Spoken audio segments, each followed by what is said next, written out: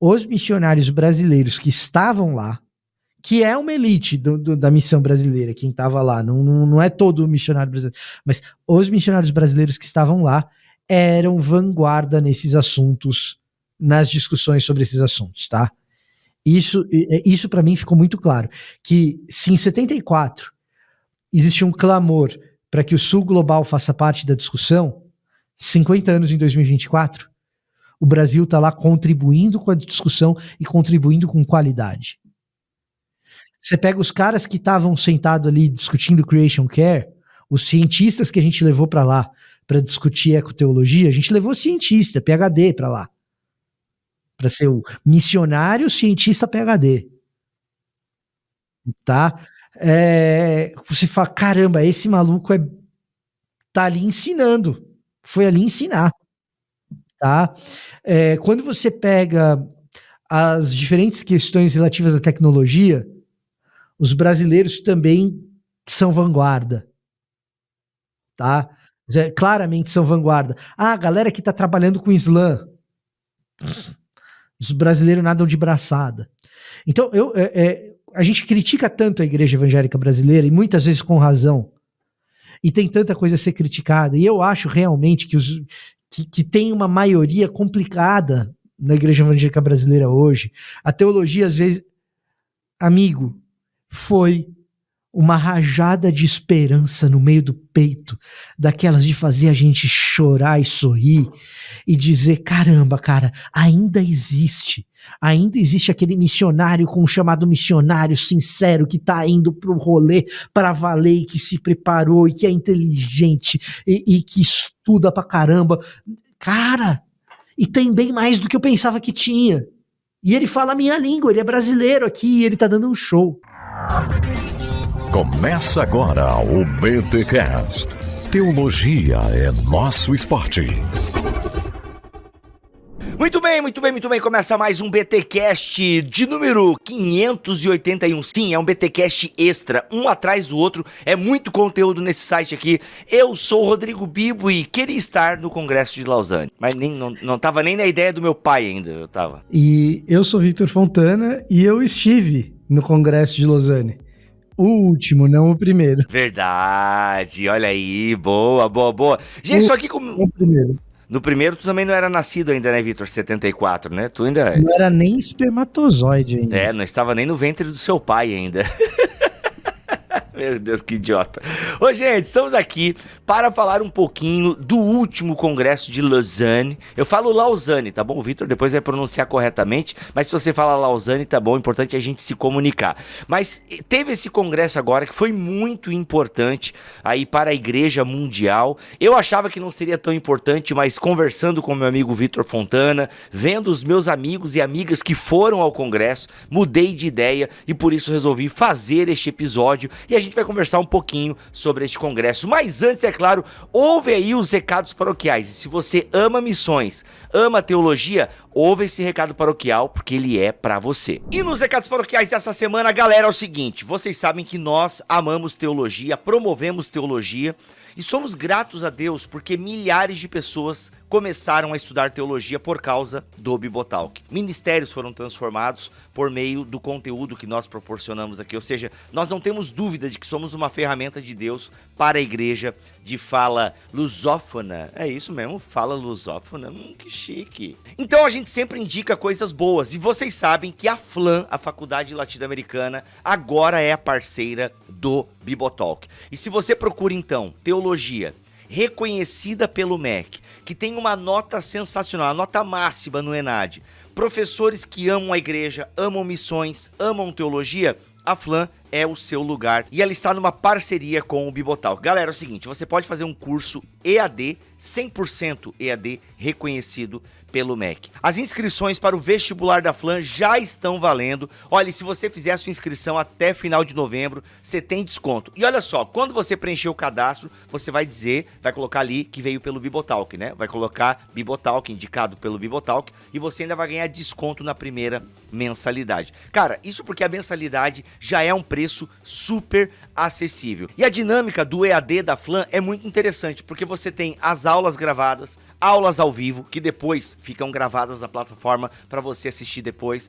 O jeito com que as disciplinas são entregues é muito legal. Tem material didático que você também recebe. Tem uma comunidade de apoio, né, uma mentoria ali. Ou seja, é EAD, é online, mas você vai ter uma comunidade e isso é muito legal. Lembrando, é um curso reconhecido pelo MEC. Isso é sensacional. Teologia reconhecida pelo MEC é com a FLAM. Por isso, o link está aqui na descrição deste BTcast em bibotalco.com e também no YouTube, tá bom? É só você digitar BTcast 581 no Google, que você vai ou no nosso site ou no nosso YouTube, e lá você tem então o link para você clicar. Olha, galera, sério, vem estudar na FLAM, porque tem professores como o Vitor Fontana, o Fábio Ito e tantos outros homens de Deus. Inclusive, a gente está organizando um evento pro ano que vem com a FLAM, vai ser bem legal, a gente espera vocês. Então, olha só, teologia reconhecida pelo MEC, tá? Você que já é um pouco experimentado na teologia e tal, vai para a FLAM, vai lá ter um canudo, vai lá ter o reconhecimento pelo MEC. Isso é importante para passos futuros,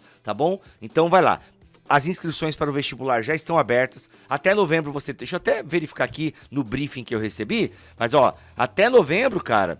Ó, inscrição para o vestibular é gratuito, matrícula 50% off até novembro, tá bom? Ó, até novembro você vai ter aí 50% off. E 70% de desconto na primeira mensalidade, se você colocar que foi indicado pelo Bibotalk. Beleza? Deus abençoe vocês. Teologia reconhecida pelo MEC é com a FLAM. Aproveite sua vaga, aproveite seu lugar, simbora. Muito bem, Vitor, conta aí, mano. Eu recebi o convite para estar neste último congresso de Lausanne, que aconteceu em Seul, na Coreia. É isso? Falei certo? Falou certo. Olha, e a tua pronúncia Lausanne tá... Lausanne okay. tá chiquérrima. Lausanne ganhou esse nome, né? O movimento de Lausanne. Aliás, Vitor, eu vou deixar você falar, porque antes da gente falar desse, né, congresso que aconteceu recentemente esse ano, é legal a gente falar um pouquinho da história, né? Porque o congresso ele aconteceu em Seul, na Coreia do Sul. Mas a gente chama de Lausanne e tal, que é uma cidade na Suíça.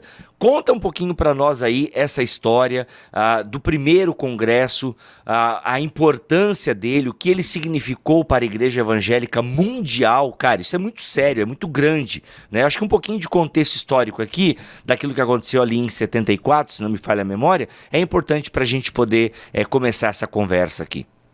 Primeiro ponto, foi em 74 mesmo, você não tá errado. Oh. Então, você não tá errado na pronúncia de Lausanne e você não tá errado na data do primeiro congresso. Rapaz, tá bom. Tchau, é isso aí, galera. Obrigado. Você tá com um índice de aproveitamento Daverson do Atlético Mineiro. Não, essa referência me escapou, mas eu espero que seja uma coisa boa. É ambígua. Cara, você que gosta de futebol, comenta aí. Eu entendi a piada do Vitor. Vai lá, comenta aí no YouTube. Seguinte, cara, como que começou essa história de Congresso de Lausanne? Para que ele serve? Por que existe esse treco? Acho que para quem não está habituado com o movimento, acho que é importante fazer essa introdução, né? Legal. Então, assim, o movimento de Lausanne começa com um congresso, começa com um grande evento, né? E é o evento para me desmentir um pouco, porque eu tenho aquela frase que é eventos espirituais geram espiritualidade eventual, né? Boa, é verdade. Já usei essa frase, hein? Já usei essa. Aliás, tu e o Cacau, volta e meia, estão em minhas pregações. Aí, ó, tá vendo só? E aí esse evento espiritual teve repercussões aí de 74 até hoje. Então, é um evento para me desmentir. Talvez a exceção que confirme a regra, não sei. Mas o ponto é que o movimento de Lausanne começa com o congresso que acontece em Lausanne em 1974, que era o congresso de evangelização global promovido pelo Billy Graham, pela Associação Billy Graham, tá? Então, para quem não conhece o Billy Graham... Aí não dá para explicar, né? Que aí, se você nunca ouviu falar de Billy Graham, pode ter gente nova convertida, vai. Acho que vale. ou gente nova convertida ou gente muito nova. Ou gente muito nova, é verdade. Cada vez mais será necessário que a gente relembre quem é Billy Graham, da mesma maneira que talvez quando a gente era criança e alguém falasse assim, porque você não conhece Moody? Ah, então você nem é crente. Pô, peraí. É verdade. Pra geração anterior à nossa, o Moody era super relevante pra gente. Aliás, uma informação inútil, quando eu cheguei à fé, o Caio Fábio, eu cheguei em 99, o Caio Fábio já estava, né, pós-queda, né, que o pessoal fala da grande queda de Caio Fábio e tal. 99, ele já não era mais o Caio Fábio, né, em 99. Foi o período da grande crise. Então, eu me converti nessa época, né, ou fui convertido, enfim. O dossiê Caimã de 98, né, acho. Olha aí. Então, cara, então assim, pra mim é uma parada muito, tipo, gente, explica detalhes, sabe? Quem era esse cara? Por que vocês estão falando? E era o assunto, né? A queda do Caio Fábio e tal, assim, é uma parada que é, de fato, mas enfim, o assunto não é Caio Fábio, é só pra explicar que realmente é importante explicar quem é o Billy Graham, porque tem gente que não sabe mesmo, verdade. Então, e aí vamos voltar. Só um detalhe, né, cara? Antes disso, independentemente do que alguém pense do Caio Fábio, pensar que uma fake news de política praticamente tirou a credibilidade de um pastor em algum momento. A gente já teve momentos melhores, né? Em que uma fake news bastava. Uhum. Hoje em dia, pastor, o que mais faz é fazer fake news de política, né? Mas agora eu vou ser ranzinza, né? Vai. Eu posso ser? Claro, total. Tem pastor que vira celebridade porque divulga fake news de política hoje em dia. Hoje entendeu? Entendi. Enfim, mas vamos falar de coisa boa que não é a TechPix. É o Billy Graham. Outra referência bem datada. Era alguém também muito envolvido com política, nesse caso com a política norte-americana. Billy Graham era um cara que orava com os presidentes dos Estados Unidos. Para você ter uma ideia, se eu tô precisando te explicar quem é o Billy Graham, que o Bibo falou que, poxa vida, é obrigação conhecer, um dos motivos que é obrigação conhecer, que tamanha era a importância do Billy Graham, que o Billy Graham era um cara que ia no gabinete do presidente da República dos Estados Unidos para orar com os presidentes dos dois partidos, tá?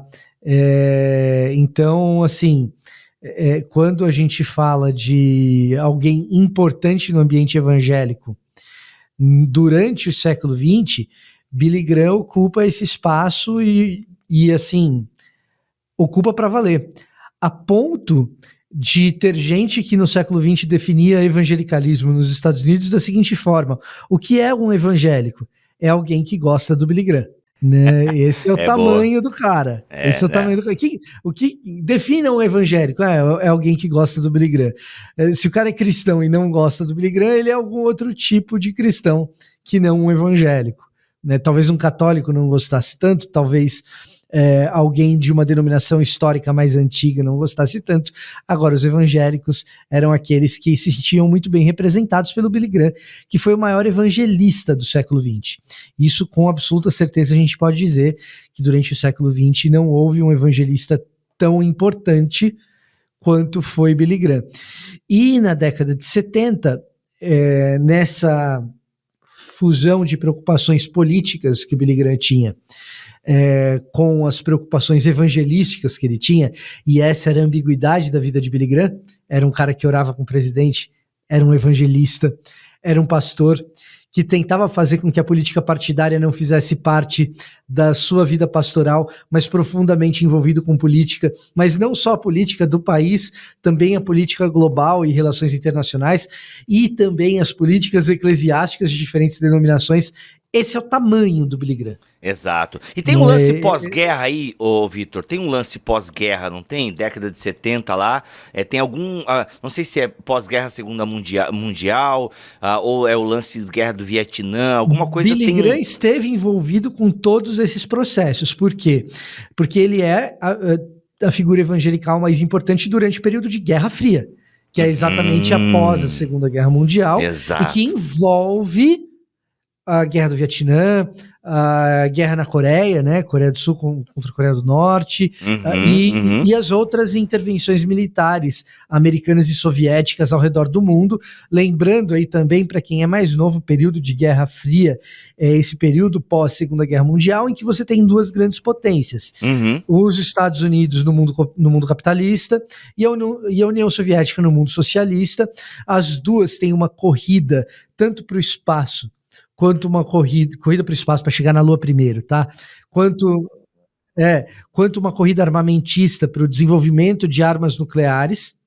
Então você tem uma crise nuclear também, de forma que existia naquele período um grande receio, um grande medo de que essas duas potências nucleares entrassem em conflito direto, e um conflito direto entre duas potências nucleares poderia resultar no fim, na extinção da humanidade. Essas duas potências, então, estavam em guerra, mas não diretamente. Eles disputavam territórios, e disputavam territórios equipando soldados locais. Foi assim na Guerra Fria, foi assim na Guerra do Vietnã, que o Bibu citou, em que você tinha armamentos soviéticos no Vietnã, para que o Vietnã se tornasse um país socialista. E da mesma maneira você tinha armamento e soldados americanos em território vietnamita para que o Vietnã permanecesse um país capitalista e houvesse um controle geopolítico do sul da Ásia, né, do Sudeste Asiático. Isso acontece também na Coreia, isso acontece em outros lugares também. Depois, com a queda da União Soviética e a queda do Muro de Berlim, a queda do Cortina de Ferro, essas relações elas mudam. Nesse contexto em que muda a relação da queda do muro e cai a União Soviética, muda também o jeito de pensar evangelismo e evangelização global, tá?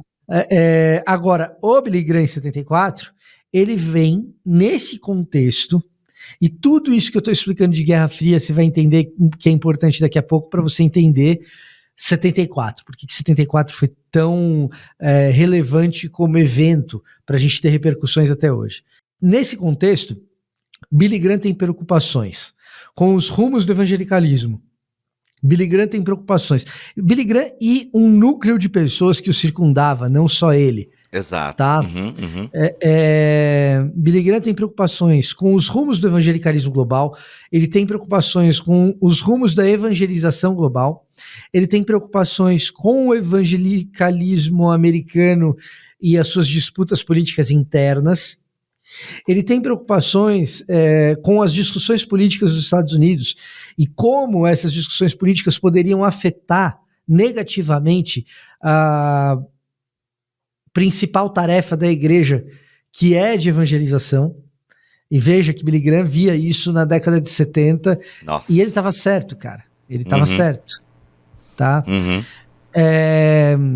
Então, a Associação Billy Graham, ela promove um grande evento com o intuito de reunir todo tipo de denominação que tivesse preocupação com missões e gente de todo mundo que tivesse preocupação, que tivesse engajado em missões. Esse evento vai reunir gente super conservadora, gente progressista, gente pentecostal, gente sensacionista, protestantes históricos, evangelicais não denominacionais, um universo de tipos diferentes de batistas, gente da Ásia, gente da África, gente da Europa, gente das Américas. Como é que faz, né, mano, na década de 70, sem internet, você juntar mais, porque foram mais de 2.000 pessoas no Congresso de Lausanne, né, em 74. Exatamente, então são mais de 2.000 missionários que estão... Como que você articula isso? Você articula isso por meio das agências missionárias. Tá? Então, grandes denominações possuem agências missionárias. Grandes instituições interdenominacionais muitas vezes são agências missionárias. Então, você tem CRU, que é Campus Crusade, né? Você tem InterVarsity, que é a ABU, Associação Bíblica Universitária, Aliança, né? Aliança Bíblica Universitária. Você tem Jocum, YWAM. Você tem as diferentes agências missionárias das diferentes denominações de grande impacto. Você tem as grandes lideranças de cada uma das denominações. Você tem Labri. Você tem... Cara, Você tem os grandes professores de missiologia dentro dos grandes seminários e universidades. E aí você reúne 2.000 pessoas ao redor do mundo com base nos contatos com essas instituições. Era um mundo muito mais institucionalizado, Bibo. A gente se acostumou com a desconstrução institucional. Que a instituição está em dúvida. A gente é pós-moderno. Mas 74 era um mundo muito mais institucionalizado do que é hoje, né? Era um mundo das grandes agências e das grandes denominações. Entendi, tá? Faz sentido. Cara, ou seja, então nesse cenário ele consegue juntar, né, ele, John Stott, essa aliança toda. Eu vou entrar no Stott daqui a pouco. Tá, mas assim, é importante reconhecer o tamanho do Billy Graham, porque, veja só, Stott de fato é uma figura central em 74, mas para que o encontro fosse possível, a credibilidade do Billy Graham é o que amarra tudo, tá? Exato. De novo, a gente está em tempos de suspeita com uma liderança muito personalista, muito centralizadora. O período que nós vivemos hoje, a gente olha com um ar de suspeição, não sem razão, para lideranças muito personalistas. Pensa-se, pelas biografias que a gente tem do Billy Graham, que ele não era esse cara super centralizador, personalista, mas ele era uma personalidade fortíssima e de enorme credibilidade. A figura do Billy Graham serve como uma espécie de, vamos dizer assim, fornecedor de capital simbólico. Boa.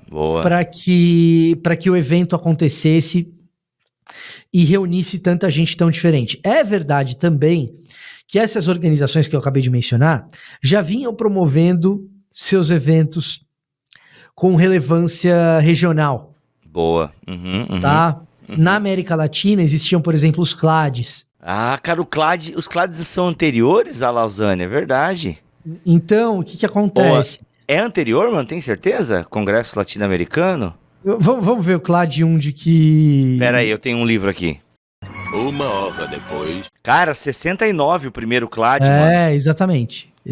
Que da hora, mano, que da hora. E o segundo já é o Lausanne é 74? Ou 74. E o segundo CLAD é em 79. Aí, ó. Cara, que da hora.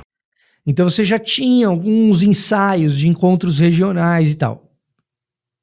Lausanne é um encontro global. E que conta com essa credibilidade do Billy Graham. E as pessoas vão para discutir missiologia, que a ideia é falar. Mano, desculpa te sobre interromper. Evangelização global. Desculpa te interromper, mas cara, eu tenho o CELA 1, que é a primeira conferência latino-americana, primeira conferência evangélica latino-americana, que é de 49. Aí, ó, é esse tipo de coisa que de fato... Teve em 61 e depois teve em 69 e aí teve o CLAD, que é o primeiro Congresso Latino-Americano de Evangelização em 69. É o livro do Capelete, esse aí? Esse aqui é do Longini Neto. Do Longini Neto. O Novo Rosto da Missão. Legal. Tá? É bem legal esse livro. Para você entender missão na América Latina, ele é um bom documento histórico. O Capelete tem um belo livro sobre teologia da libertação e missão integral, que traça um pouco da história desses congressos latino-americanos. Sim, cara, na verdade tem uma tabela aqui, desculpa te interromper, Vitor, mas tem uma tabela, o objetivo de nós trazermos essa informação é para mostrar que antes de Lausanne, em 74, já tiveram, né, congressos locais e tal. Aí ele fala aqui, ó, conferências mundiais de missão, em 1910 em Edimburgo, 1921 em não sei onde foi, 1928 em Jerusalém, esse deve ter sido massa em Jerusalém, isso aí foi profético, 1938 em Madras, Madras nem sei onde fica, 1947 em Whitby, não sei, 52, enfim, teve vários. Aí tem também as conferências da SEB, que é no Brasil, né, cara, no Brasil teve em 55 um congresso né, sobre responsabilidade social da igreja. Que, aliás, é um tema, né, que Lausanne traz, né, responsabilidade social e tal, que parece que a gente até hoje não entendeu algumas coisas. 57, cara, muito legal. Ou seja, vários lugares do mundo já estavam pensando, né, missões, a relação do evangelho com a sociedade e tal. E aí Lausanne acaba se tornando um marco, né? Madras, só para quem ficou curioso, tá? Hoje em dia é chamado de Chennai e é uma cidade da Índia, tá? Caramba, olha aí. Cara, tem a editora Madras, pode crer. E é um símbolo indiano mesmo, uma deusa indiana, alguma coisa assim. Muito bom, muito bom. Madras é a capital de Tamil Nadu, Pronto, que é um fechou. estado indiano aí. Dito isso, qual que é o grande lance? Em 74, todas essas organizações se reúnem para esse grande congresso de missões mundiais, que acontece em Lausanne, tá? E aí, nesse grande congresso, e aí começa a história ficar um pouco interessante. Nesse grande congresso, o que acontece de diferente dele em relação aos outros é que, pela primeira vez, o sul global é percebido. Boa. Naquela época, ele era chamado de terceiro mundo. Tá? Naquela época, a gente chamava esse sul global de terceiro mundo. Hoje, sul global, mundo meridional, mundo majoritário, aí você escolhe aí o letramento que você prefere. Mas o que acaba acontecendo?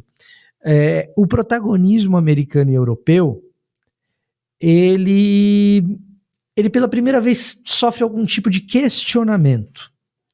E esse questionamento, ele vem de múltiplos frontes.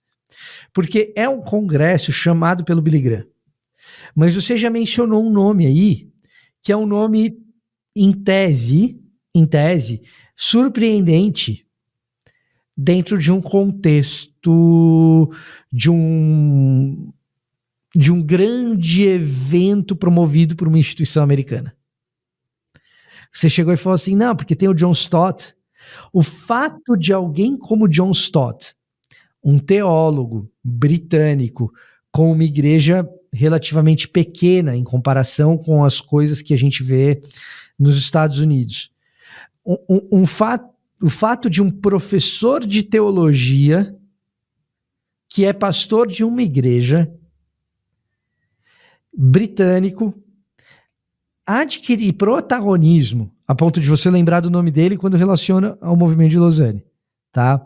Adquirir protagonismo no evento promovido por uma instituição americana, isso já mostra que o evento está caminhando para um lado que não se imaginava. De um domínio americano, norte-americano, né? Um domínio, e aqui eu não quero soar como alguém que está fazendo uma crítica ao colonialismo ou imperialismo, até poderia usar essa ótica para analisar aquela situação, mas não é a minha intenção aqui. Nesse momento, o exercício que a gente está fazendo é outro. É contar a história de um outro ângulo, na verdade. Mas é simplesmente mostrar que essa imagem do John Stott já sinaliza um pouco que esse congresso missionário vai ser algo além de nós, do mundo setentrional, europeu e americano, precisamos mandar missionário para os coitados do terceiro mundo. Tá? Para quem é brasileiro e cresceu no ambiente evangélico, especialmente na década de 90, no começo dos anos 2000, a gente faz igualzinho, tá? Eu não tô criticando os americanos com essa fala. Não é esse meu ponto. Mas a gente faz igualzinho. A gente precisa mandar missionário pros povos não alcançados. A gente precisa mandar missionário pro pessoal perseguido, porque, gente, eles sofrem. Essa era a cabeça do americano e do europeu em relação a gente na década de 70. Então não é que eles estão errados, aqui eu não tô fazendo não tô cutucando os caras, mas algo começa a mudar. Ali em 74, alguma coisa de diferente no Congresso acontece, que não é só mandar missionário para a África ou para país onde tem perseguição. Tem alguma outra coisa ali sendo discutida. E o que está sendo discutido? A Guerra Fria. Tá? O grande lance, o problema que vai começar a aparecer, ele é motivado pela Guerra Fria. E por que ele é motivado pela Guerra Fria? Porque de repente você tem um grupo grande de latino-americanos nesse congresso, e que esse grupo grande de latino-americanos se percebe numa condição diferente da condição geralmente assumida nos movimentos missiológicos da época. O movimento missiológico da época vai imaginar perseguição nos países socialistas, que realmente existia, e existe até hoje em alguma medida. Tá? Então, o missionário americano, o missionário europeu, ou o pastor americano e o pastor europeu, ele está preocupado com o missionário que ele enviou para o mundo socialista e que realmente está sob perigo. Aquilo era real, aquilo era verdadeiro, era uma preocupação legítima. E está sob perigo por quê? Porque ele está indo para um país de regime fechado, que é uma ditadura socialista. Só que aí você tem um latino-americano na década de 70, ele fala assim, pô, mas peraí, eu sou latino-americano, eu sou pastor aqui na América Latina, e eu tô vivendo debaixo de uma ditadura, e que tem perseguição também, e é capitalista. Eu tô aqui debaixo de um país fechado, que não tem liberdade de expressão, que determinadas reuniões são vistas como reunião subversiva, a gente é perseguido. Tá? Então você vai ter missionários brasileiros, a ditadura brasileira no contexto latino-americano não é a pior de todas, tá? Ela é ruim, ela tem todas as características de uma ditadura, mas ela não é a pior. Você tem o Fujimori, você tem o Pinochet, a Argentina tem horrores, né? E aí a gente está vivendo também as ameaças de um país fechado e estamos debaixo de um regime capitalista. E mais, fala-se da miséria e da fome nos países socialistas, nós também passamos por miséria e fome aqui, no quintal dos Estados Unidos. Tá? Então, isso faz com que em 74 exista um mal-estar. É fundamental entender que essa será a marca das delegações latino-americanas nesses grandes congressos ao longo dos anos. Elas vão definir a sua identidade missionária como provocadoras de mal-estar. Por quê? E vão enxergar em si mesmas uma vocação profética para denunciar os problemas missionais do seu tempo.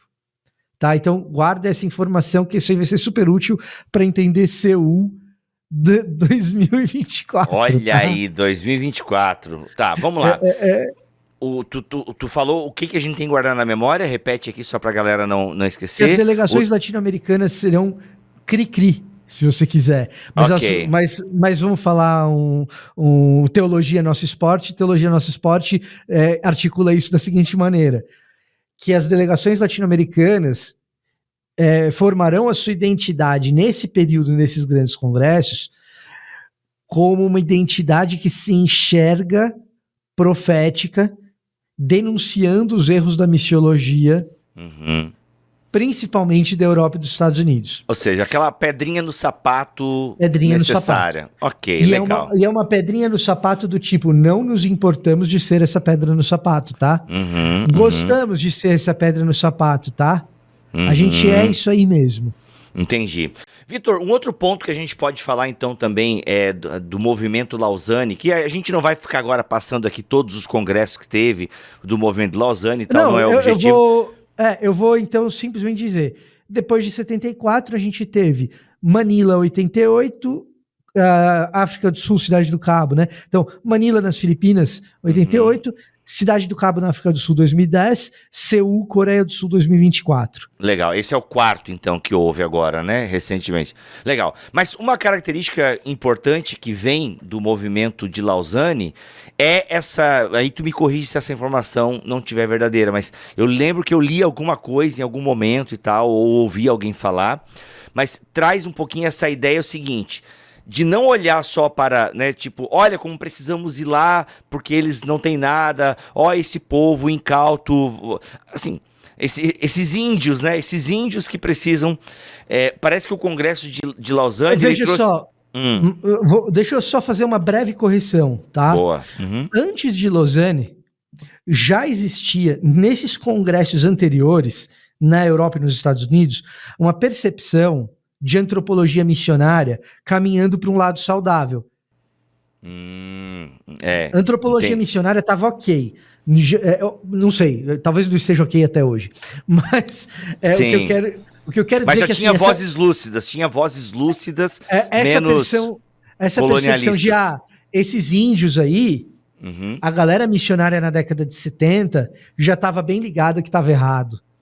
Ah, tá. Eu achava que isso era um fruto de Lausanne, ou seja, Lausanne contribui para acelerar o processo de compreensão disso daí, mas já tinha. O que eu acho que muda em Lausanne é a percepção de que o Sul Global agora participa do jogo. Nós somos missionários também. Não só colonizados, né? Somos a gente povo. Faz teologia missiológica também, a gente pensa missiologia também. A gente quer sentar na mesa como articulador e como enviador, etc. Eu acho que é mais por aí.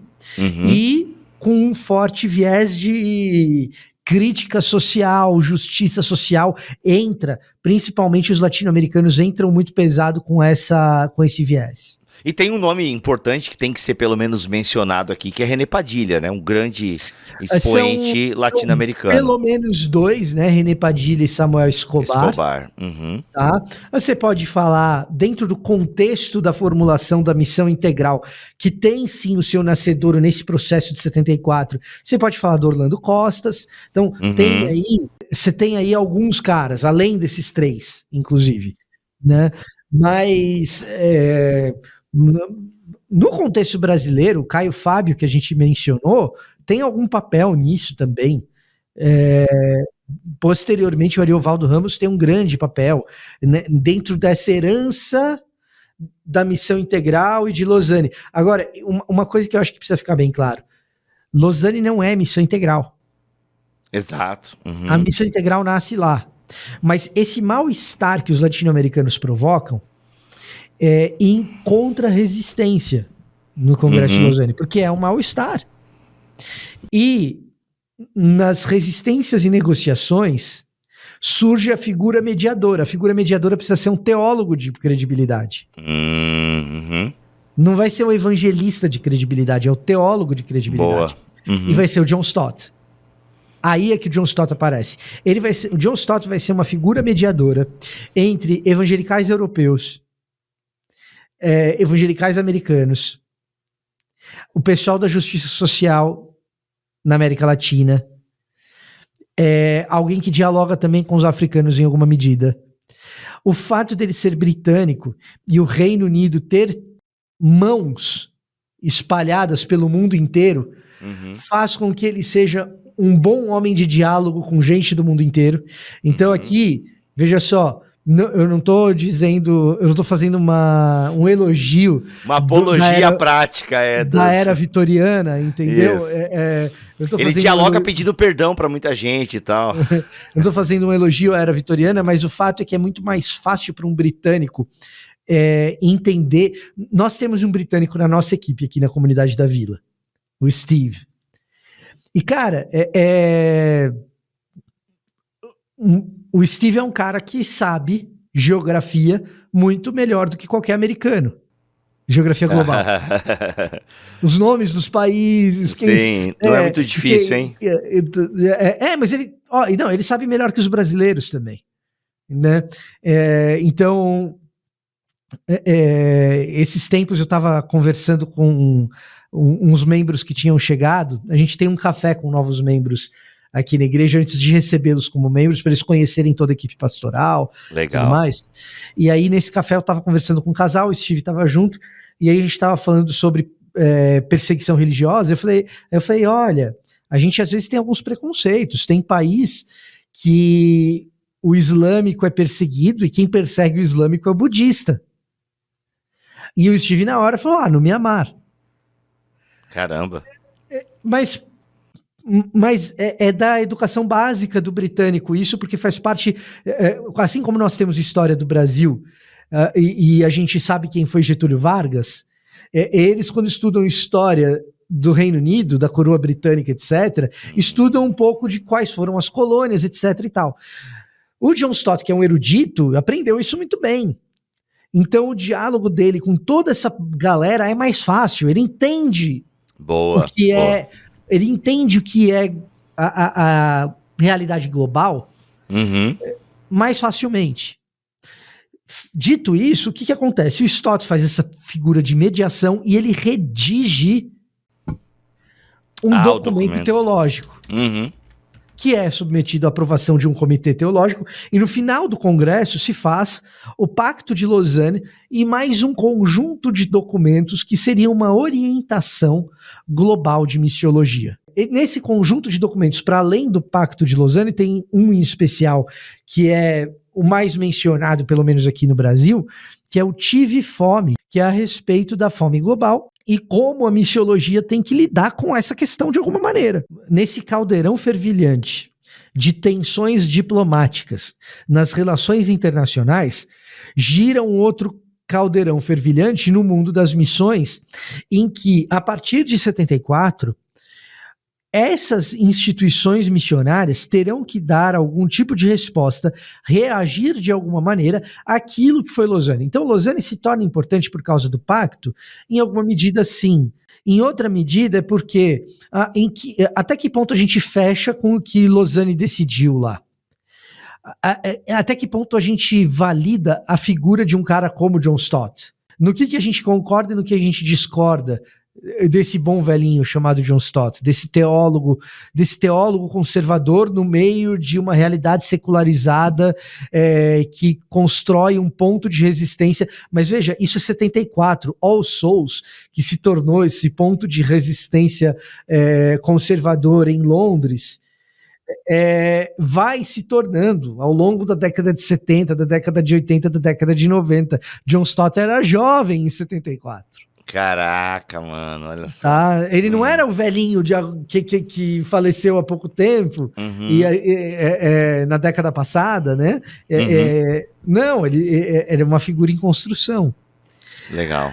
E aí você vai ter resistências a Stott, resistências a Lausanne, resistências à missão integral, resistências ao jeito latino-americano de pensar o que foi Lausanne, reações latino-americanas achando que Lausanne não foi longe o suficiente, de forma que Lausanne é ao mesmo tempo um movimento unificador de todas essas etnias, unificador de todas essas denominações, de todas essas agências missionárias, mas é também um ponto a partir do qual você se define, e aqui direita e esquerda não estou usando como espectro político, mas simplesmente para você ter uma visualização visual mesmo, de estar à esquerda ou à direita do que Lausanne foi.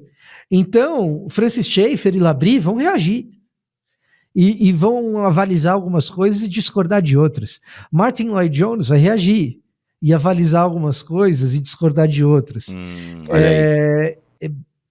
Billy Graham, o próprio Billy Graham, também de alguma maneira, diplomaticamente vai reagir. E aqui na América do Sul, em especial no Brasil, a nossa reação, em especial das pessoas que participam do movimento de Lausanne depois de 74, é de construir uma mitologia em torno do evento. Tá? Aqui eu tô sendo um pouco duro, mas me parece que essa é a melhor maneira de descrever o processo. Então, René Padilha, Samuel Escobar, são tratados como protagonistas que, no chão da realidade, quando você pergunta para um americano, eles não são assim tão protagonistas. Uhum. Quando você pergunta para um europeu, eles não são assim. Eles foram importantes. Uhum. Para vocês, isso eu ouvi, inclusive de um americano no Congresso de Seul agora. Uhum. Né? Sim, para vocês houve muito essa importância de Samuel Escobar. Para nós, a importância foi... Percebe? Como existe essa... Então, aqui na América do Sul, Lausanne acaba se tornando uma espécie de marco do início da missão integral, tá? Uhum. De uma militância latino-americana das delegações missionárias com um viés de justiça social, tá? E a gente acaba contando essa história como se Samuel Escobar e René Padilha tivessem dominado o Congresso de Lausanne, o que não é verdade. Entendi. Tá? Isso Puxamos não é a brasa para nossa sardinha, né? Pelo menos eu já vi isso acontecer muito. Tá? Legal. Então, legal não, legal que você está falando. Interessante, né? Interessante. Legal Exato. no sentido de interessante. Isso. É verdade também que a influência de René Padilha e Samuel Escobar, a partir de Lausanne, acaba sendo percebida e sentida no mundo missionário ao redor do mundo e também nos Estados Unidos. Então, se você perguntar em Seul, agora, 50 anos depois, os grandes representantes da missão integral estavam lá e tinha alguns nomes lá. É verdade. E tinha alguns nomes lá.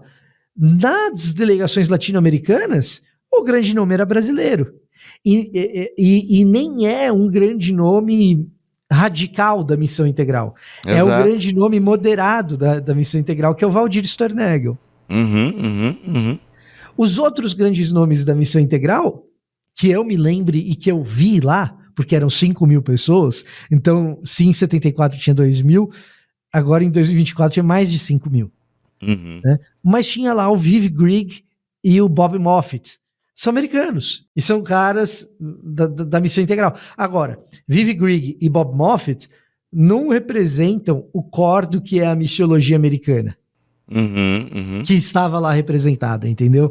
Então, às vezes a gente torna 74 um negócio meio jornada do herói, sabe? Meio romântico. Sei. E é normal, né? É normal nós termos essa percepção do passado, né? Isso acontece com vários eventos históricos que vão ganhando um caráter mítico, por assim dizer, com o passar do tempo, né? Eles acabam virando eles acabam virando um símbolo. O que às vezes distancia um pouco da realidade, né? Mas se vira uma parada um pouco maior do que realmente foi, ele representou algo, mas acaba ganha contornos míticos, né? E o que eu quero dizer René Padilha e Samuel Escobar foram muito importantes. Mas existem frases e jeitos de retratar o que aconteceu que transformam essa importância num protagonismo exagerado. É como você olhar para a Copa de 94, embora você não entenda de futebol, Bibo, Mas Copa de 94 você acompanhou. Acompanhei, é verdade. Não sei se eu lembro detalhes, mas foi emocionante. Mas volta e meia, quando se fala da Copa de 94, alguém diz que o Romário ganhou a Copa de 94 sozinho. É uma baita de uma injustiça. Com o Tafarel, principalmente. Então, você já matou uma parte da charada. Poxa vida, é uma injustiça com o Tafarel, é uma injustiça com o Branco, que faz um gol de falta decisivo. Na Holanda, com a Holanda, não foi? Exatamente. Mano, eu lembro desse gol, maluco. Nossa, velho, que foi aquele chute? É uma injustiça com o Bebeto, afinal de contas a dupla era Bebeto e Romário. Mano, mas é que é o seguinte, naquele chute do Branco, é que o Romário tirou o quadril, desvia. Né? Mas quem chutou? Mas eu tô brincando, isso que eu quero dizer. Mas isso que você acabou de falar, essa frase que você acabou de falar, ela é uma frase que ilustra muito bem o que é a mitologia. Você transforma o cara em tão herói, que o gol que foi o outro cara que chutou, de repente o herói também é ele que só desviou. Exato. Percebe? Então, a questão não é dizer que o Romário não foi importante para a Copa de 94. A questão é dizer, Samuel Padilha e Samuel Padilha não, né? Samuel Escobar e René Padilha foram muito importantes. Mas dependendo de como a história é contada, parece que eles dominaram 74, o que não é verdade. Tá? Essa é a grande questão. E que o Pacto de Lausanne é um documento da missão integral, o que também não é verdadeiro. Embora a missão integral não discorde do Pacto de Lausanne. Boa. Tá? Legal. Vitor, vamos ter que fazer um salto. Não. Eu, antes de fazer o salto, tem mais uma coisa que eu preciso aproveitar tudo isso. Eu preciso aproveitar tudo isso que a gente disse para poder dar esse salto. Tá, que é o seguinte: quando você olha para todo esse cenário, o que você precisa entender sobre a importância desses grandes eventos é que eles são grandes eventos de política, no bom sentido da palavra. E os grandes eventos vão determinar de que jeito as agências missionárias vão pensar a missão, onde recursos serão alocados, que tipo de treinamento a gente dará para os nossos missionários, em que países que a gente vai priorizar, quais as formas de chegar a esses países. E, portanto, quando você fala assim, poxa vida, Lausanne ainda é importante. Ora, toda vez que se para discutir como que você vai fazer alguma coisa no espectro global, saiba, esse evento aqui teve uma importância para dar um início e um processo que terá reverberações políticas no mundo da missiologia por décadas, tá? Então, eu não tenho dúvida que o que aconteceu em Seul em 24, tudo que aconteceu ali, com as suas tensões, com suas brigas, com as suas resoluções dessas brigas, tudo que aconteceu em 24 vai ter reverberações a partir de agora para o mundo missionário, como ele se planeja, como ele se faz. Pensa nesses congressos como grandes congressos que influenciarão o planejamento dos grandes seminários, das grandes agências missionárias, dos seminários enquanto planejadores de missiologia, né? Das grandes agências missionárias, dos grandes financiadores de missão. Nesses 5.000 pessoas que estavam no congresso, tinha um monte de gente ali que era gente procurando projeto para bancar. Gente com dinheiro no bolso procurando gente para bancar, projeto para bancar. Então, não é o tipo de congresso que você vai para ouvir. Eu sei que tem gente que vai esperando isso, mas não é o tipo de congresso que você vai para ouvir um grande pregador porque aquilo vai mudar a sua vida. Pode até acontecer. Mas é o tipo de congresso que você vai para trabalhar porque você tem a contribuir com missões globais. E o rumo que missões globais vão tomar. Legal, ou seja, a tua percepção, então, desses eventos, cara, não é tanto pela palestra, pela pregação do fulano, da ciclana, tivemos mulheres, né, palestrando e tal, mas as palestras e as pregações vão indicar que rumo que a missiologia global está tomando. Quem foi chamado para falar, quanto tempo teve para falar, o que disse, que tema que foi abordado. Tá. A própria escolha do local indica que tipo de rumo a missiologia está tomando. Vamos lembrar que a Coreia do Sul é um país que está em guerra? Tá, né? De alguma forma tá ali, não, né? Efetivamente né? A Coreia do Norte já cocou lá pra eles. A última notícia que eu vi foi essa. É um armistício, ou seja, tem um acordo de cessar-fogo que dura décadas, mas oficialmente é um país que continua em guerra. Tem uma tensão ali, né? E é um país que está em guerra com um país socialista. Olha aí. Então, no panorama do movimento de Lausanne, com todo esse contexto sociopolítico e econômico que eu dei agora há pouco, com Guerra Fria, Cortina de Ferro, União Soviética, etc., o movimento de Lausanne vai lá e escolhe um país que está em guerra contra um país socialista para sediar o seu evento. Isso passa uma mensagem. É a metalinguagem, olha aí. Isso passa uma mensagem, isso passa um recado. Escolhe um país que viveu um avivamento cristão de um determinado recorte. O avivamento sul-coreano tem um determinado recorte, ele é de um determinado tipo, ele tem uma determinada cor. Então, a própria escolha do local denota para que caminho o movimento está indo e para onde a missiologia global vai. O fato do primeiro dia de palestras, o conteúdo da palestra, como o cara fez, tal, é menos importante do que o fato que o primeiro dia de palestras foram africanos falando sobre pneumatologia de uma perspectiva pentecostal. Olha só. Uhum. O fato do cara ter falado bem ou falado mal é menos importante do que o fato do primeiro dia ter sido dedicado a isso. Pneumatologia pentecostal por africanos. Você entendeu? Uhum, Então são esses sinais que você fala assim, poxa vida. Aí alguém vai dizer assim, Vitor, eu sou ouvinte assíduo do BTcast. Vitor, eu conheço Leonardo Cruz. Eu ouço o que o jovem prodígio tem a dizer. Eu conheço o Alex Stahlhofer. Então, eu já li a Próxima Cristandade, eu não preciso ir para a CU para saber. Tá? Mas se você quiser pensar em CU como um evento de confirmações do que você lê em A Próxima Cristandade, cara, tem muito disso. Nossa, cara, de quem que é esse livro? Eu ouvi falar dele recente. Tô ligado. Eu preciso ler esse livro, cara. Não li. Tu já leu, né? Sim. Preciso ler esse livro aí, cara. A Próxima Cristandade. O Léo Cruz falou dele, cara, também. Acho que eu vi no grupo lá. Philip Jenkins. A Chegada do Cristianismo Global. Mano, preciso da Record. Pô, a Record não mandou esse pra mim. Que vacilo, hein, Record? Talvez alguns ouvintes estejam dizendo, Vitor, poxa vida, um episódio inteiro falando desse monte de obviedades. Sim, se você é um ouvinte atento do BTcast, nada do que eu tô te falando é uma grande novidade.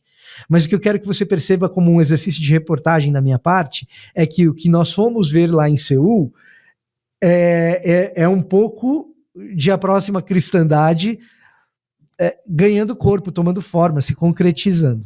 Uhum. Cara, o Gorin não tava, né, em Seul, né? O Gorin. Não, o Gorin não estava. Michael Gorin. Não, porque o Gorin tem uma entrevista que ele deu pra nós, inclusive foi o Alexander Stornhofer que entrevistou ele. Cara, e ele fala assim pro Brasil, galera, tá na hora de vocês, né, assumirem mesmo a postura de vocês os evangelizarem. E aí você tem 3 brasileiros falando em 2024, em Seul, quando em 2010 na Cidade do Cabo não teve nenhum. Então a Sarah Breuel falou, o Valdir foi entrevistado e o Ronaldo Lidório encerra a conferência. Sim. Quando o Ronaldo encerra a conferência, aí é uma outra coisa interessante, tá? Quando o Ronaldo recebe a honra de encerrar a conferência com uma exposição bíblica longa, isso é uma outra sinalização. Para além do Ronaldo ser um pregador excepcional e um missionário exemplar. Tá? E a palavra dele foi espetacular. Mas é isso que eu espero do Ronaldo sempre. Tá? A expectativa já estava alta. Né? É o que ele é. Ponto. Tá? Mas você traz um latino-americano presbiteriano. De recorte conservador e transcultural. Então, isso, cara, isso também é um indicador.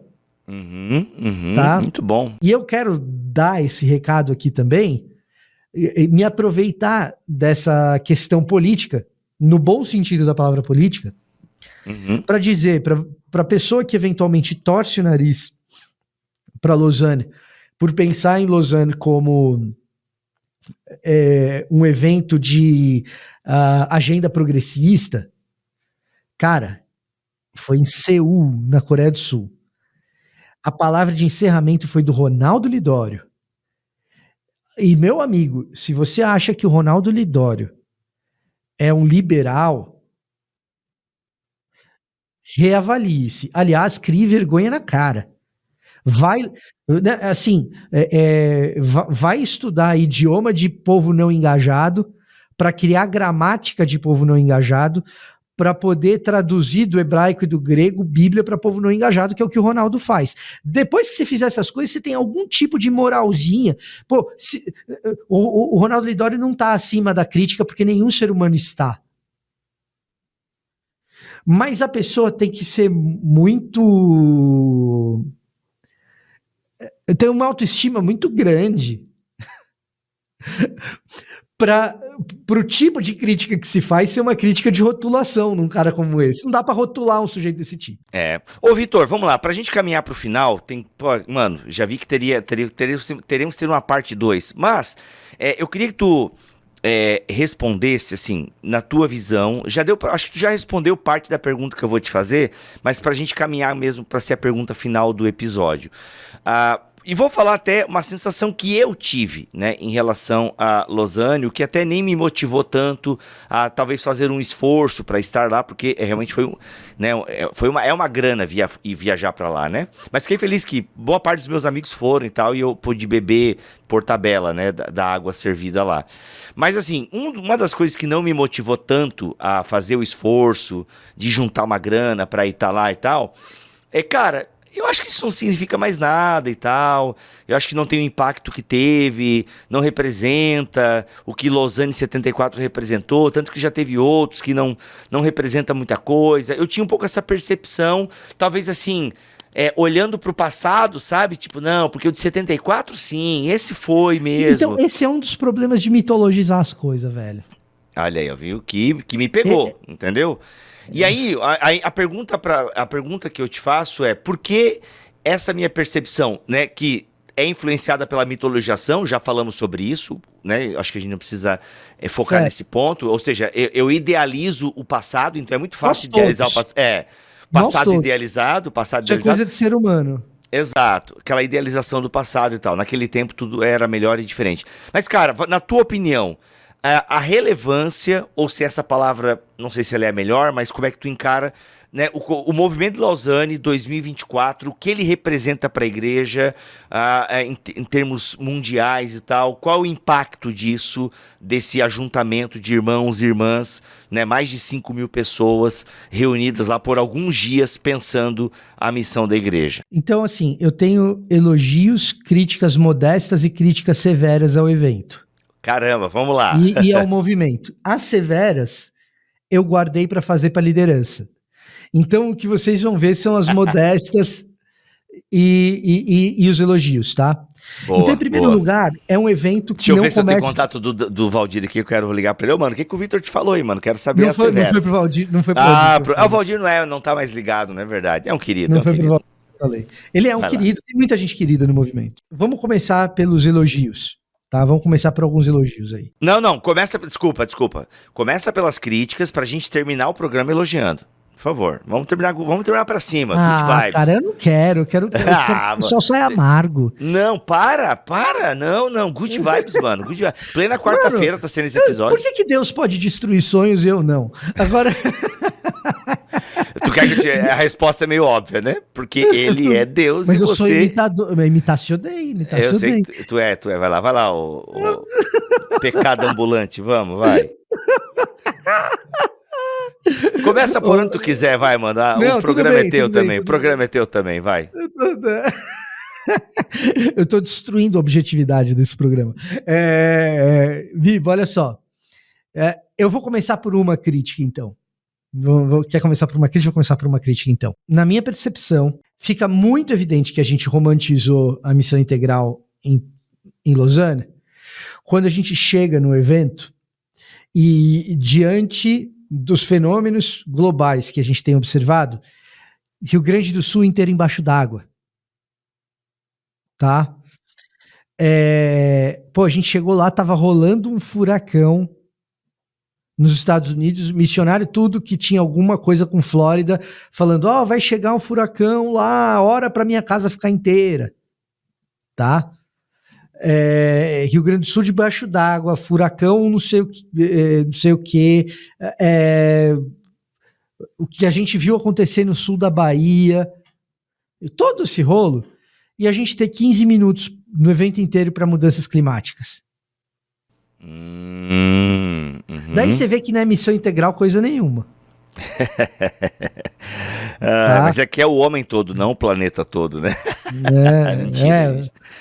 Então, assim, aí os críticos da missão integral que vão dizer assim, no fundo, é só militância de justiça social, eu falo assim, cara, não concordo, mas sou obrigado a concordar. Porque mudou um pouquinho a pauta da economia, foi para outro lugar, e os caras já não estão mais tão indignados assim.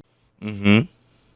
Aí a militância latino-americana, que esteve presente em Seul e bateu a perna de novo e fez escarcéu de novo, ficou quietinho sobre mudanças climáticas, falou nada. Então isso para mim é bem revelador. E quando eu falo de militância latino-americana, existe uma diferença entre militância latino-americana de fala hispana e de língua portuguesa. Olha aí, é muito complexo. Pula essas complexidades. Eu tô te dizendo que Brasil não é progressista, justiça social, não é essa pegada. Argentina é, Peru é, Bolívia é, Brasil não. Olha só. Tá? Em termos de delegação missionária, não é. Tá? Dito isso, cara, isso é uma crítica que dá pra você perceber que, assim, nenhum evento é perfeito. Vou falar algumas coisas muito legais. Vamos lá. Não, fala mais uma crítica, vai lá. Tu falou assim, desse lance de pouco espaço para um problema seríssimo que a humanidade está enfrentando, né? E, enfim, como é que a igreja vai lidar com isso, está lidando com isso e tal. Teve pouco espaço para essa reflexão. Qual outra crítica, assim, que você indicaria? O movimento é um movimento que acontece para além do evento, ele acontece o tempo todo. Então tem gente trabalhando no movimento de Lausanne, gente muito boa, inclusive. Tá? Então tem gente que é empregada, funcionária. Tá? Existe uma burocracia formal do movimento. Então o evento ele não começa no dia do evento, ele começa muito antes. Sim. E uma das coisas maravilhosas que o movimento de Lausanne produziu para o evento de Seul foi a elaboração de um documento que é o status da Grande Comissão. Esse documento foi uma pesquisa longa de coleta de dados e de consulta a missionários, a cientistas, que originou um livro de 500 páginas sobre o status da missão global e as grandes lacunas que nós temos para agir.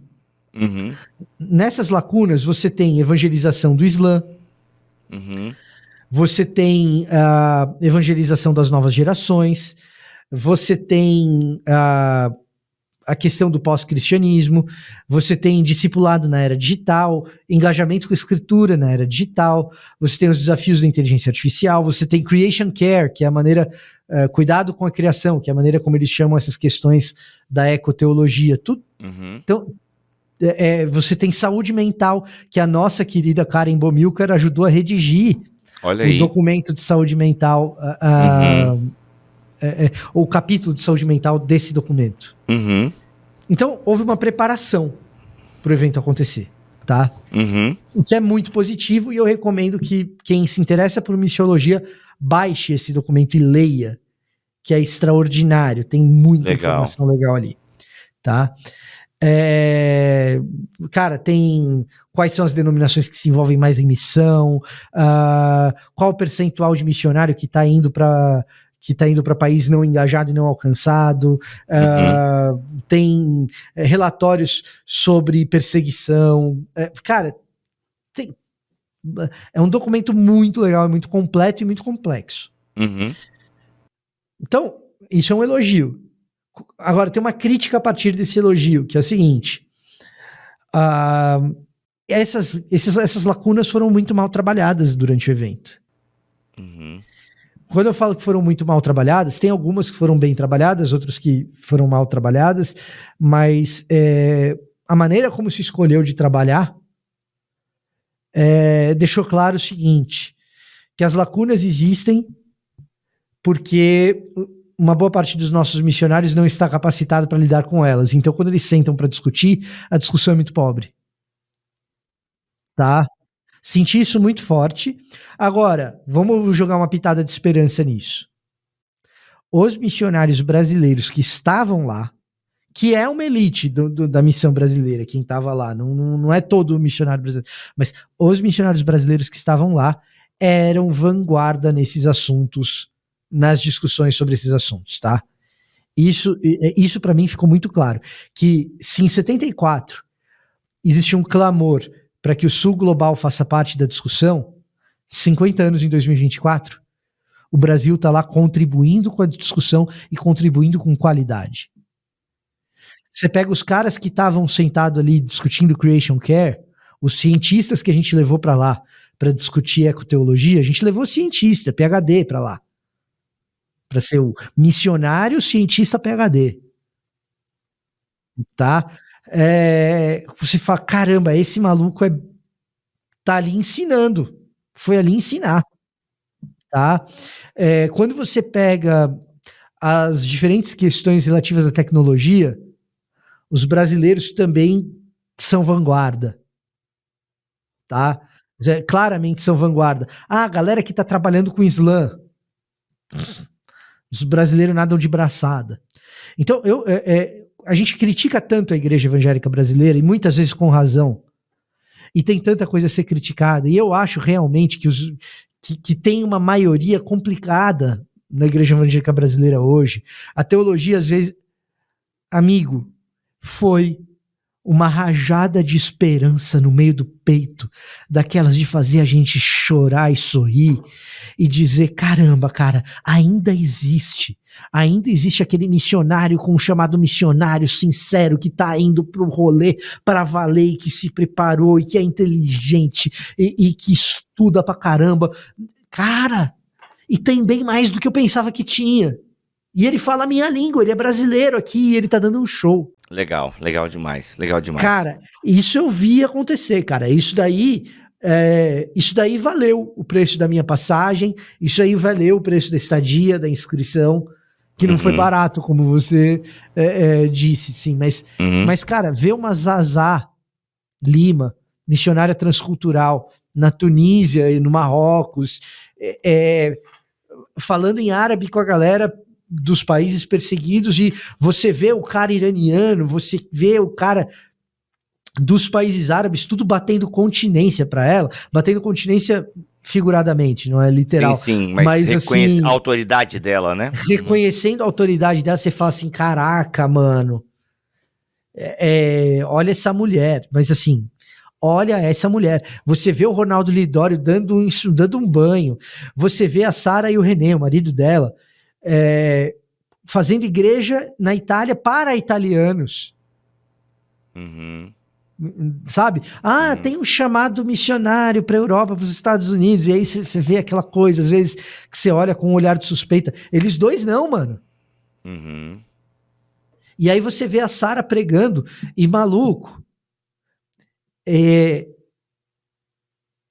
não sei o que rolou, mas assim, você vê a Sara pregando, e pregando sobre arrependimento, e os africanos tudo em volta da minha mesa, tudo chorando.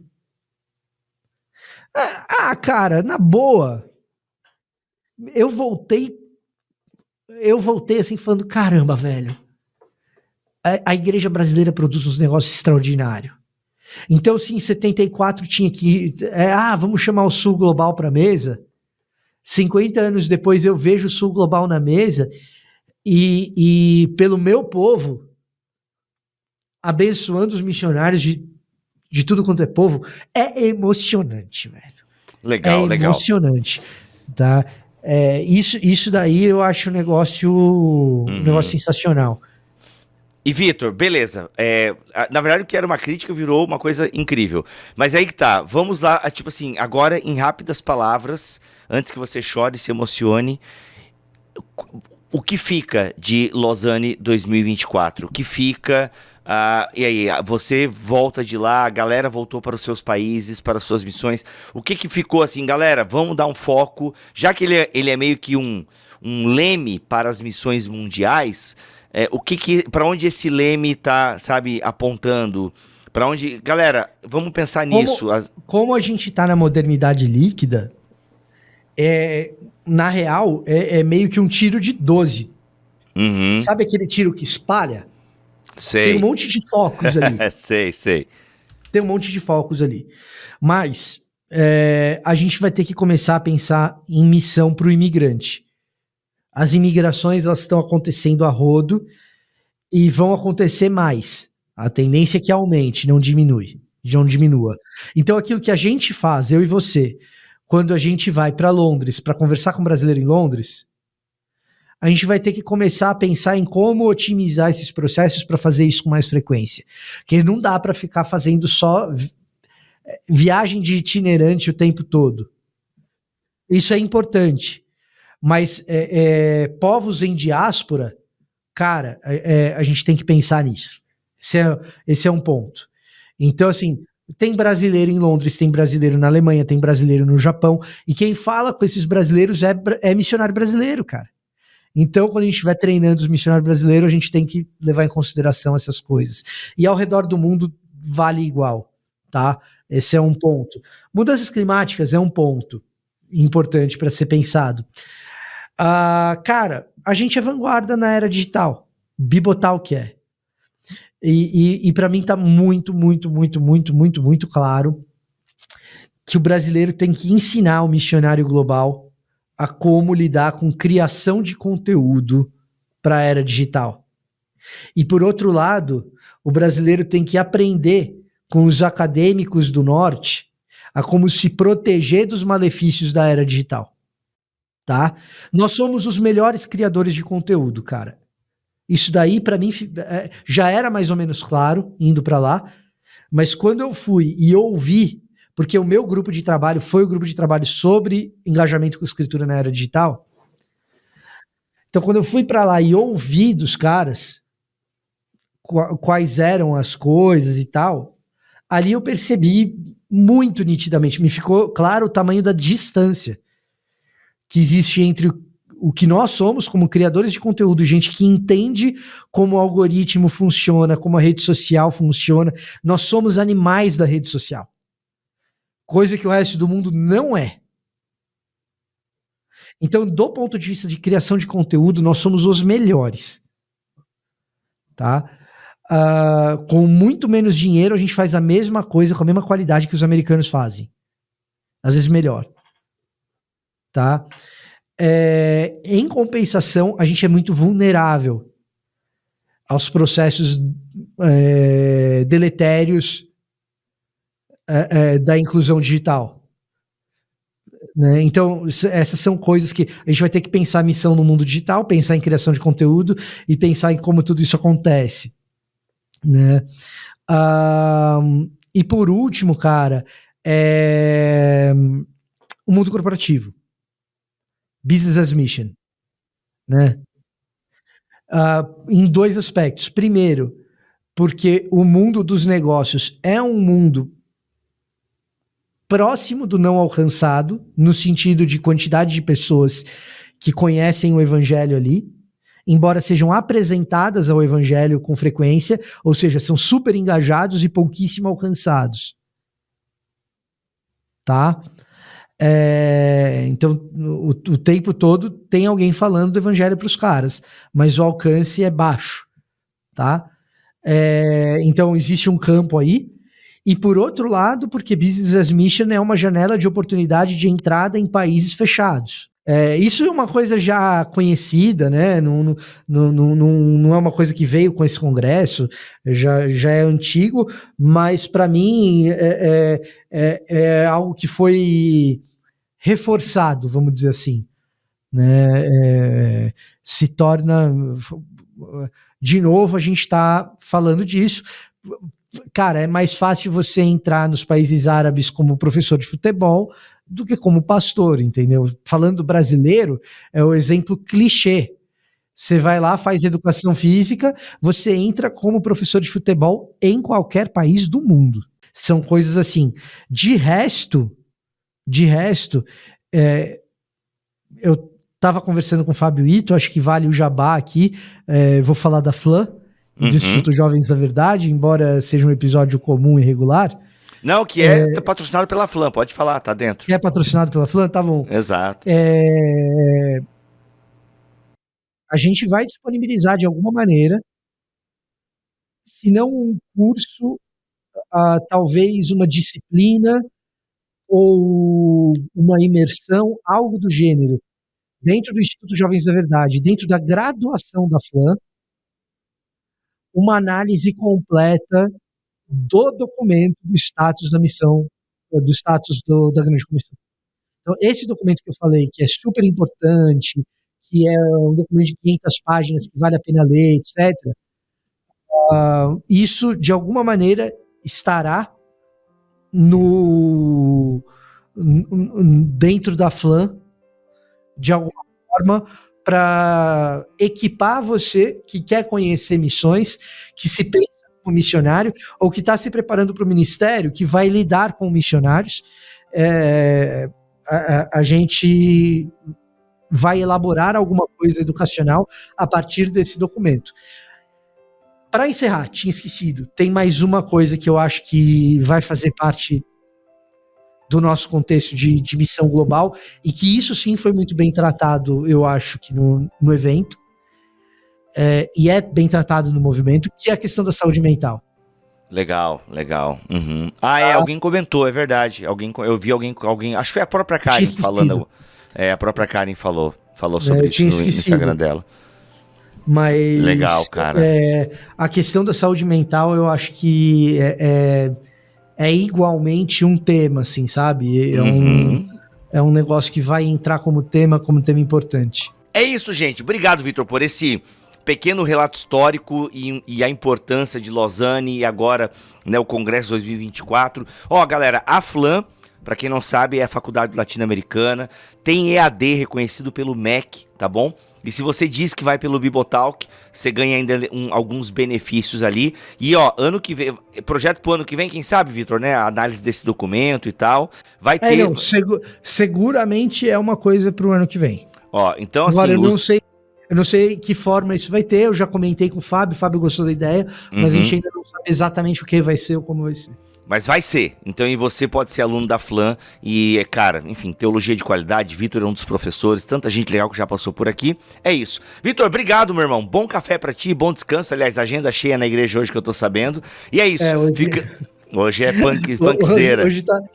Mas é um punkzeira que eu gosto, então. Aí tá tudo sim, bem. aí sim. E ficamos por aqui. Podcast é o que a gente gosta, teologia é nosso esporte. Voltamos na semana que vem. Aliás, nessa sexta tem BT Papo, terça-feira tem BT Cash. É isso. Deus abençoe todos vocês. Fiquem na paz do Senhor Jesus.